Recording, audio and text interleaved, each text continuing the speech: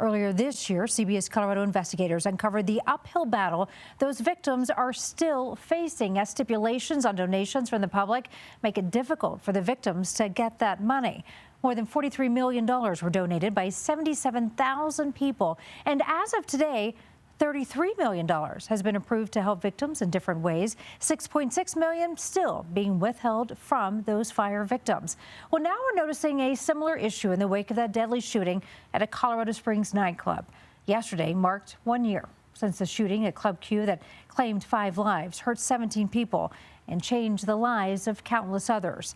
Well, tonight we're learning victims are struggling to receive money that was donated to their cause. Breaking into the newsroom, CBS News Colorado investigators have obtained a petition signed by dozens of mass shooting victims in Colorado, demanding accountability of a nonprofit collecting donations in their name. Your investigator, Katie Weiss, and producer, Austin Erblad, bring you this exclusive story. This petition is a letter to Governor Polis and several other state leaders demanding an audit be conducted into the finances of the Colorado Healing Fund. It's an organization that has been collecting donations for mass shooting victims in Colorado since 2018. And it even calls for the fund to be shut down because victims feel the fund has been, quote, unethical in the way that it's handed out money meant for people who have lived through unimaginable trauma.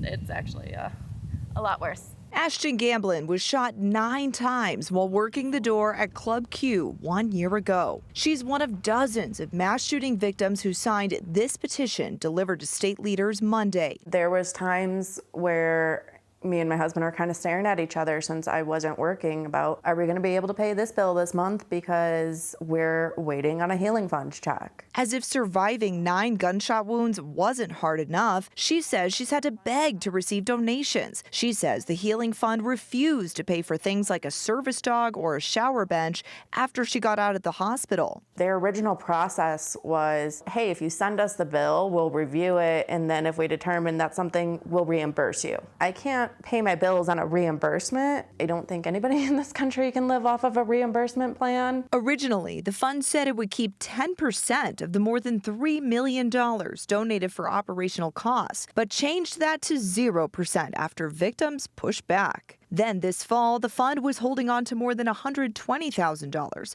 and victims fought back again. We're tired of fighting. Just a few days ago, the fund announced it's sending survivors the remaining money, saying it was holding it for long-term needs, but that victims made it clear their immediate needs were more important. This is their money, and they're entitled to it. Legal advocates like Z. Williams say this isn't the first time the Healing Fund has come under fire. It's not an equity-based system. Following the grocery store shooting in Boulder, documents from the Healing Fund show it collected a 5% administrative fee from the more than $4 million in donations. And $900,000 went to a resource center that some victims who live out of town can't use. It's very alarming every time this happens. Advocates like Dr. Zachary Blair with Victims First say donated money should be handed out in equal checks for all victims so they can spend the money for whatever they need to heal. The victims of mass shootings are adults. They have bills. They have responsibilities. They don't want a nonprofit parent. They don't need a nonprofit parent.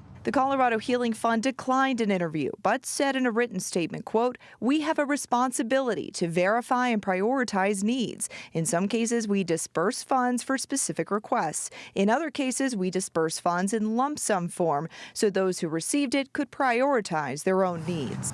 Advocates say right now there isn't much government oversight over how nonprofits choose to spend money donated for victims. Some states require nonprofits collecting donations for tragedy victims to have regular independent audits. But that's not the case in Colorado, something many victims are demanding. Without an independent audit, it's really hard to trust their numbers.